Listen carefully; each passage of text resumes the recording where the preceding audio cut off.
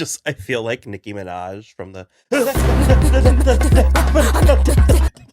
Why? Because there's so much. Oh, okay. I was like, what an odd thing to feel like.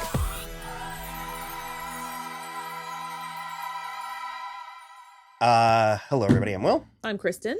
So I'm watching Drag Race All-Stars Season 6. Woo-woo!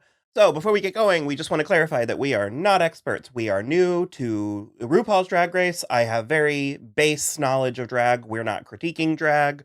We are not... That's not what our thing is. We are watching a reality TV show that we enjoy, and we talk about the reality TV show that we enjoy. So hopefully you enjoy watching us talk about something that we like. So also, if you are interested, we have a standard YouTube show and a podcast where we release twice weekly episodes about movies, TV, music, and more.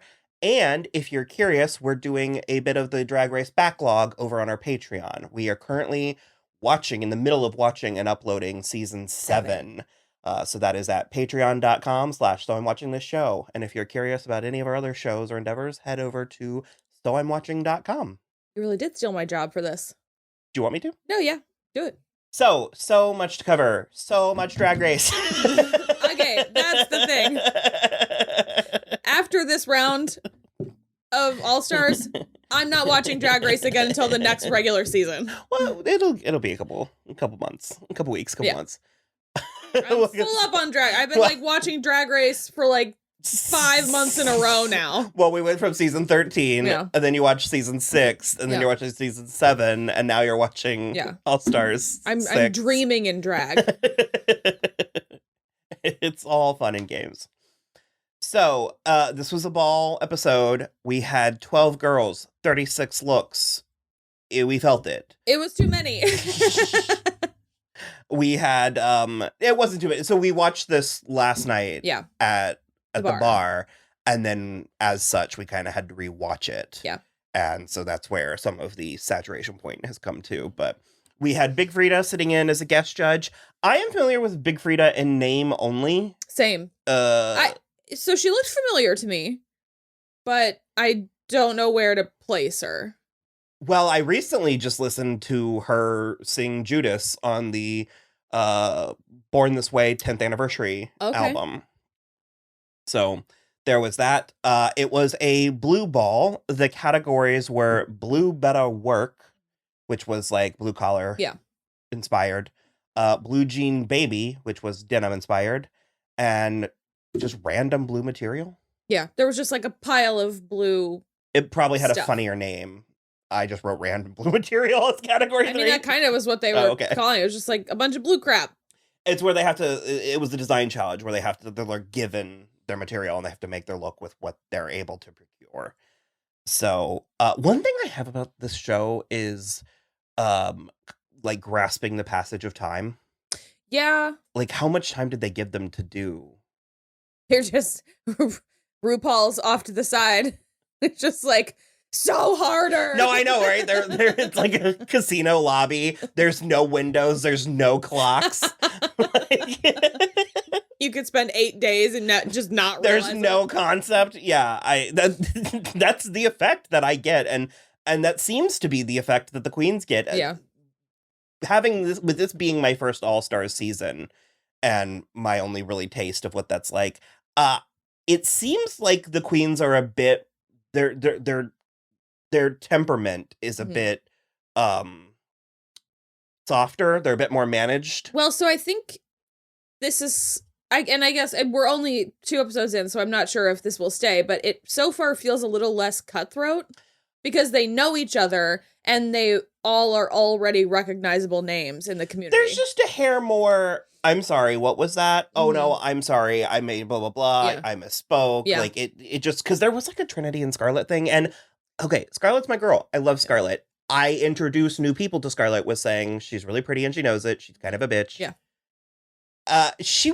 It didn't feel pointed at Trinity, but she said 3 separate things that could only be about Trinity. Yeah, and it was sort of are you meaning to do this? And so Trinity was let's talk about that. And she backtracked. She threw her hands up, but it the way that Rachel described it, I think Rachel kind of nailed it, where Rachel was like, she's always on.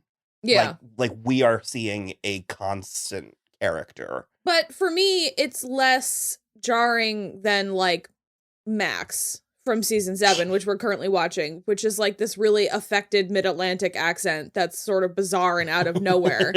That feels like an affectation to the point where, yes, I believe that Scarlett is always kind of playing a character, but I believe that at the base of it, that's, you know, the real personality. Mm-hmm. It's rooted in reality of Jacob. But also I think, like, for instance, with Max, I think it's easier to see when the veneer drops. Yeah, that's what I'm saying is like, because I don't think that Scarlett drops the veneer. Yeah, and so it's a much more comprehensive character. Because we mentioned in our previous coverage that her time was rather short on her season 11. It wasn't like crazy short, but it was like shorter than we all wished. The consensus was that she went home sooner than she should have, and so it was kind of fun to see Akira in this episode sort of espousing her virtues, like. Yeah. Because I think, didn't Akira say something to the effect of, like, Scarlett's my bitch? Or like... Which, I mean, fair. I like it. I wanted to mention Rue's lip suit. You really enjoyed the, like, pastel lips. So good. I liked it a real lot. If you've been with us for a little while and you watched our coverage of The Circle, I think that the only thing that could have improved Rue's lip suit is the Chanel candy necklace that Lance Bass's assistant wore. The same colors and everything. It would have been amazing. We also had we didn't mention Rue's look last week. It was this like gorgeous, like, you know, that 1990s like Barbie with like the big pink dress. Oh yeah, that's what it looked like. Oh, and then amazing. This week it was like orange and green and pink and a little bit of purple, like magenta-y purple. It was super metallic. But it looked like zebra stripes gum, like a pack of zebra stripes gum, but make it fashion. I don't know why I wrote Jiggly as Bianca. That's her name. I went to Bianca Del Rio. No. So Jiggly's name is Bianca. Yeah. We were covering part of her story in the previous first episode, and that carried over. So I just wanted to actually like state that. Mm-hmm. What's your take? This is twofold. What's your take on the voting? I don't love it, but I prefer it to when they're all on stage and Rue says, who do you want to send home? So I like that it's more anonymous, except for when this aired, Jiggly found out that Ginger Minge voted for her. And I'm just like, that fucking blows. So this adds like 4 more questions to my, 4 more points to my question. Sorry. No. It feels, as long as everyone's on the same page, it feels more fair. Sure. Than Rue just picking a winner. Yeah. Based on half the information, because we all know if you're not watching Untucked, you're only getting half the story. Correct. And Rue is not watching Untucked when she makes these decisions. So in that regard, having it be peer-based feels a little bit more fair. Mm-hmm. And based on these 2 episodes that I've seen, it seems to go that way. So my second point, what do you think about, like, how would you go about voting? Would you go strategy or would you go honesty? Like, performance? I think I would go honesty and performance. I think I would, which is what Scarlett, I think, said, where she was like, I think we just have to take the day as it happened. Like, you know, because otherwise you start getting into like these horrible Sophie's Choice kind of moments where you're like, well, she did terrible, but she's my friend. Should I keep her because she'll vote for me later? Or should I get rid of her because she's not pulling her weight? And it's like, and that's the like, I would like to believe, now obviously there are like variables, but if there was a competition and I did poorly, and I know that I did poorly, mm-hmm. I couldn't be angry at, like, if you didn't vote for me on a thing that I biffed. Sure. I wouldn't be angry at you. Sure. I mean, that's fair. But also then you get into situations with this peer voting. But I want tears. Like real tears. Me for you have to feel terrible about it. But it's like, but he just did so bad. No, you're not crying about how bad I did. You're crying about the struggle. Oh. Okay, well, sure, that's a little bit of the struggle where it's I feel so bad doing this. I feel bad that I'm doing it, but he did so bad. We've established. We know. the me doing bad part is You're canon. Like, we're there. Yeah. Take that as read. No, but the thing I was going to say is what could end up being an issue is if they get to a place later where like all the queens just don't like the same person, they could all just like vote that person off like it is Survivor. Mm-hmm. And then that is like it's not merit based and it's not emotion based. And so at that point I'm like, well, then that's just like kind of icky. Well, and I super to bring it back to the circle, I don't like strategy based strategies. Do you know what I mean? Like, I don't. Sure. Like, there was a scene where Yara's like, if you see me as competition, you could vote me off right now. Exactly. And I don't like that. Yeah. This is subjective to a point, but I also think that we should really be factoring in actual merit. Mm-hmm. Yeah, I agree. So, and it'll be curious to see how it splinters if, like you said, we get to a place where queens are not on the same page. Yeah. Because for me, so Jiggly was the bottom. Nothing was outright bad. No, and I actually disagreed about the skater look. Mm-hmm. I thought that was a fully thought out and constructed look. Does it look like she could buy it at the ball? Yes. Do any of the pageant queens' dresses look like you could buy them at the ball? Also, yes, in a department store. Like, Scarlett's dress was amazing. Mm-hmm. It's a ball gown. Like, I loved it, but it was a ball gown. And so it's like, I don't like when they give those critiques to certain people. Was Jiggly's way more casual? Also, yes, but it fit the brief is my thing. And I was just like, it fit the brief and it told a story and it was silly and it was cute and it felt like it showed her personality. And that's like what I like about Drag Race is when their things are personality based. Mm-hmm. And so that's kind of where I was like, that's not 100%. Like, I don't agree with that. But her final run, the blue one, was not great. Well, because what I was going to say is I think that she was the weakest. Yeah. That doesn't mean it was bad, but she was the weakest of the group. And also, when factoring in Yara winning last week, it's Sure. like Yara's, and I mean, the show was edited this way, so I could just be picking it up from editing, but it seemed like Yara's crime this week was coasting. It was a little bit coasting. She did the tits again, which was a little bit boring. And then I'm not really remembering her denim one. Oh, but it wasn't denim. But it was the fucking low right. rise. But then her blue dress was actually great. And she made it out of like a tarp. She said, "I'm serving you FEMA tarp realness." And I literally was like, ah! It was so funny, but it was also like, well, because that was the other thing with this challenge was I think the only queen who I consistently liked all three looks was Pandora. Oh, I really liked Eureka, actually. All three looks? Yeah. Her jean one. They were very simple, though. Yeah, well, but it fucking worked, didn't it? Mm-hmm. And the way that she dressed herself, I think that's the thing I like that I'm liking about Eureka. The like more that we get into it, even though it's only been 2. There's been a lot of heavy queens in the ones we've watched, the seasons we've watched, and I like that she's like that's not presenting any challenge for her like it has for some of the queens. She's like, I fucking know how to do this, and all of her shit looked amazing. Her crossing guard, first of all, in the front, that was like legit stunning. There were like racing stripes down that gave her a real good silhouette, and then she turned around and there was a little kid smacked on her ass. Hilarious. I'm sorry. Implying she sat on the kid. She sat on him or he like ran into her too fast or whatever.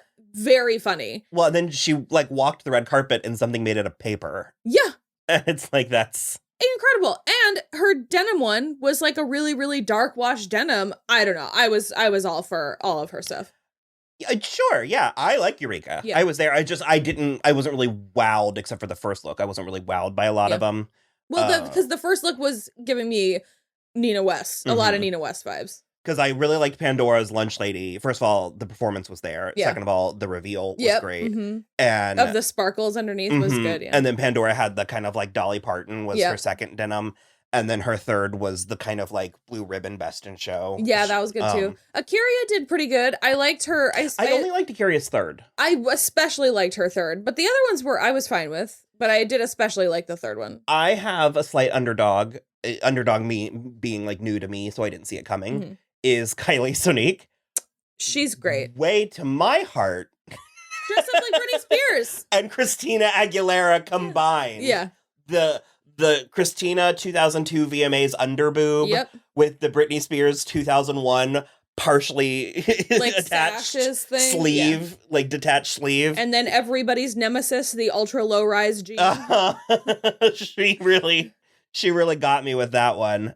Oh, I did like Trinity's Cinderella, especially because that's the one that she like. I am curious what you think, because Trinity is tall, it feels like, and has a very long torso, and I felt like she put her waist too low. I thought the torso of the dress, the bodice of the dress, I thought it was too long. Yes. It was still beautiful, but I was like, there's some like measurements that need to happen a little bit more. I didn't know if that was accurate to her body or if it was like a drop waist, or if it was like she just made like a defect. Oh, okay. Because I said I kind of wish she had done the Lily James Cinderella. Yeah. In which case the waist would have been up here. Sure. You know what I mean? Like at the natural waist. That's the thing for me is like I think drop waist is like the most hideous cut of clothing. Well, I was gonna say, remember like the scandal when Cinderella came out because everybody was talking about how small her waist is, and I was like, that's not her hips. Yeah. That is her waist. Like different parts of the body. But we haven't even mentioned, but Raja was declared the winner. Yeah, I would have given it to Kylie. Kylie was high. Kylie and Eureka were both high, but I had no issues. With Raja winning, especially that final look. It was sort of like when you're like a moving pad or like moving. Oh yeah, like a furniture pad, yeah. With the short wig. I recall she did short wigs all three, but they were different. And she was like a utility worker in the first one, and they all like kind of lost their shit about the hat on top of a wig. And even like the beehive. Michelle was like, and Rue loves, and then Rue interrupted and said, hat on wig! She was so excited about it. I loved that. I love it because Rue is generally so poised and like very even, and Rue knows what Rue's character is and everything, and so I love it when she gets like crazy about something, and this was that moment. I love just when she genuinely is tickled by something, because she's a very generous audience member. She's a very generous laugher, and it's the things, something will hit her sideways. And it's always like, if there were a list of 5 things you think would make Rue laugh, it's like number 4. Yeah. Is the thing that's going to put her in the ground. Yeah. Like, well, and it's so good because she and Michelle both have really infectious laughs, too. So I like when they laugh out loud. So yeah, Jiggly and Yara were in the bottom. There was this really sort of Byzantine voting structure. Raja performed against the lip sync assassin Brooklyn Heights. We love Brooklyn Heights. Super fan. I'm glad that Evie oddly won that season, but Brooklyn was my favorite of season 11, and I wish she would have won still a little, even though I do like Evie, but I just think she's so much. I think at the time, as I recall at the time, you were Evie. Brooklyn peaked a little early. Did. But it was like by the time that we got to where it was so clear that Evie was going to win that I got the fuck on board that train. But I just think there's something about Brooklyn. She's so good at lip syncs. Her physicality is bonkers, and it's because she does ballet. And I just like the attitude, her little like northern accent. It's all of it. I'm Queen of the North, bitches. Yeah, I'm a Brooklyn Heights stan for sure. So she did great. Tied with, I don't know if it's always a tie with the lip sync assassin, or if was there a chance that Raja was just gonna win? That I don't know. Yeah, this is their first. Either one of them could have won, because in the first one I think one of them won. Well, Coco won. Yeah, and then she was the one that revealed who they voted for. So Jiggly was sent home. Maybe. Except not. I was incorrect in the last episode. I must have just missed this part at the end while we were at the bar last night. But there's a second game afoot. There's a game within a game. I'm curious what the game is and when it will reveal itself. Me too. I wonder if it's going to be like they're going to get like halfway gone and then bring them all back. I'll fucking kill somebody. Add 5 episodes to the. So, God, remember Ginger's her story for the third category where she was Anna Faris? Oh, yeah. Falling in a shower curtain or I have no idea what it was, but she took us on a journey. She got stung by a ton of bees. Oh, right. And swelled up. But she swelled up, but she wrapped herself in a shower curtain and she's doing just fine. And I was like, huh? I also liked her plumber crack, her Super Mario. That was I kind of like Ginger. Yeah. So, yeah, I think that's about it. That's definitely all the notes I wrote down. Yeah. For this, so... I suppose tune in if you would like next week. And if not, check us out. You can go to soimwatching.com, which links out to everything, including our Twitter and our Instagram and our Patreon if you want to throw us a couple bucks. Do you want me to shoehorn in a reference to the book? Dear God, no. But yeah, and then, you can just subscribe on YouTube if you want to keep up to date with all the things that we're doing. That's it for us. Bye.